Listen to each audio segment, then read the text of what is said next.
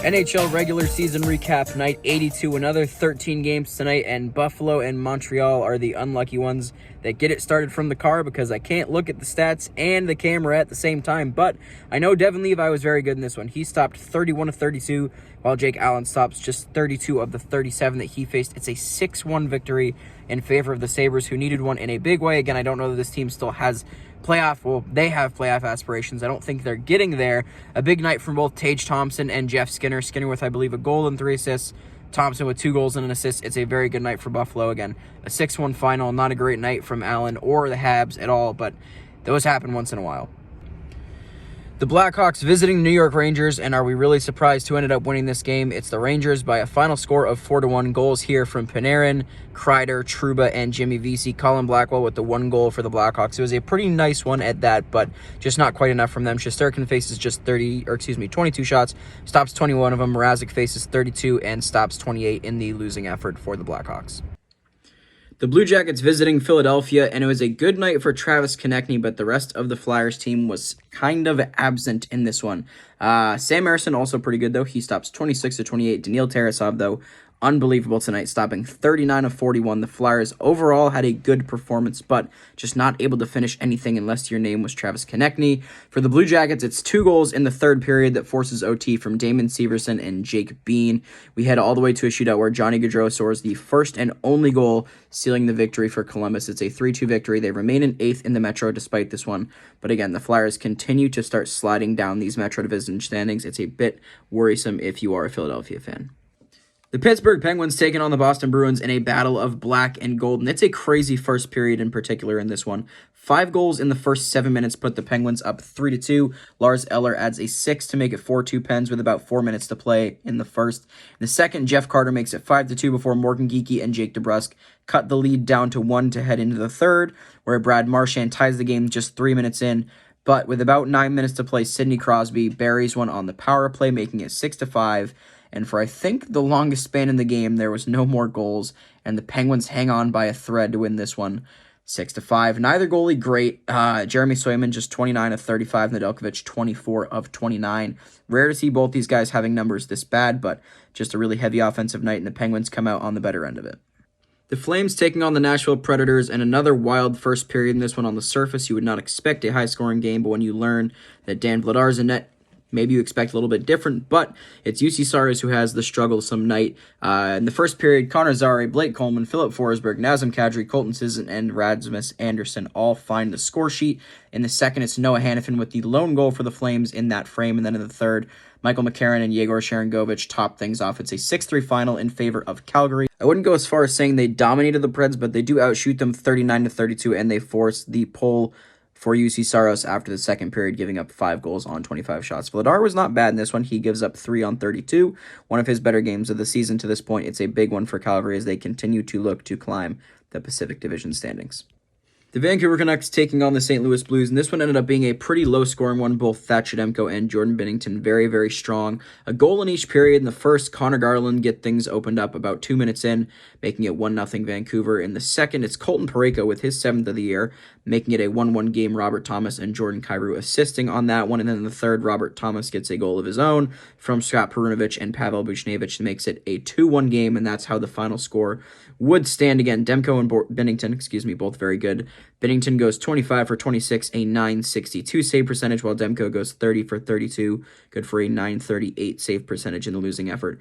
The Blues been struggling a bit as of late, fallen all the way down to 6th in the Central, but the middle of the pack, again, in the Central is still so tight. The top 3 in this division are, of course, far and away the best teams, but we'll see what happens in the middle here. A big 2-1 victory for St. Louis. The Lightning taking on the Minnesota Wild, and in the last year or so, the Lightning have not exactly been known for their defensive prowess, but tonight they played a very stifling defensive game, suffocating Minnesota to just 23 shots, and they end up getting a 4-1 victory. No goals in the first period, but in the second period, Darren Radish with his first 2 of the season, and then in the third, Hedman and Brandon Hagel add 2 more. Hagel's, of course, the empty netter at the end. Zach Bogosian with his first of the year is the only goal here for Minnesota. Marc-Andre Fleury, 26 of 29, while Andrei Vasilevsky goes 22 of 23. They look to climb the Atlantic Division standings, another pretty tight division at the top especially, but this is one they needed on a Minnesota team that's been kind of back and forth. 4-1 victory here for the Bolts. The Avs taking on the Dallas Stars in a battle between two of the top teams in both the Central Division and the entire league, and for whatever reason, the Stars love giving up leads to the Avs. They led this one at various points, 1-0, 2-1, 3-1, and 4-2, before they ended up throwing this one away 5-4 in overtime to Colorado. The first period, it's Evgeny Dadonov and Nathan MacKinnon. In the second, it's Sagan, Pavelski, and Drouin. In the third, both of Sagan and Drouin get their second goals of the game, respectively, before Mikko Rantanen ties it with just 1 minute and 9 seconds to play. And then in the overtime, Nathan MacKinnon with another unstoppable rush, and it's the game winner for Colorado. I don't know what's stopping this team, man. I mean, again, they don't have some of the depth they had in previous years. Their goaltending isn't great, but this is against a Dallas team that is loaded with talent all up and down the lineup. Maybe, of course, you could point out that they're without Jay Gottinger, and Scott Wedgwood didn't have the best game, but it's hard to pin this one on him. Nonetheless, a huge win for the Avs, who maintain their first spot in the Central 5-4 in overtime. The Islanders taking on the Coyotes, and really what was a tale of two periods. The Islanders were all over things in the first and third. They outshoot the Coyotes 11-9 and 14-4 respectively in those two frames, and outscore them 2-0 and 3-0 in the first and third. The one goal they give up tonight is in the second period on a Nick Schmaltz power play effort, but other than that, it was really all Islanders. They outshoot them overall 31-26. Bill Horvat with 2 goals and an assist. Matt Barzal with 2 assists. Ilya Sorokin, 25 of 26. Not really too much to cover in this game. It was all Isles almost the entire way through. The Panthers taking on the Vegas Golden Knights, and for the second time this regular season, the Panthers take down their Stanley Cup final foes from the 2023 season. Pavel Dorofeyev opens the scoring in this one for Vegas, but from there, it's pretty much all Cats. Sam Bennett on the power play ties it in the first. In the second, it's Matt Tkachuk and Carter Verhaeghe with their 7th and 20th, respectively. Sam Reinhart gets his 25th of the year in the third, making it a 4-1 final, and that is where things would sit. Bobrovsky, very good in this one, 26 of 27, while Logan Thompson goes just 32 of 36. Another very entertaining game that once again goes in the favor of the Florida Panthers. The Ottawa Senators visiting the Seattle Kraken, and Joey Daccord gets some revenge on his old team. It's a 4-1 victory for the Kraken, who are just quietly rocketing up the standings. Over their last 10 games, 8-0-2. They now hold the second wildcard spot in the West, climbing all the way up from the basement of the Pacific Division. I thought this team was done, but they've looked so good. They've been making me eat my words very harshly over the last 3 or so weeks. Yanni Gourde opens the scoring in the first with just his 6th of the year. Imagine if he gets going. In the second is Tomas Tatar and Andrei Burakovsky with his 1st of the year. Tatar has also looked really good since being added from the Avalanche.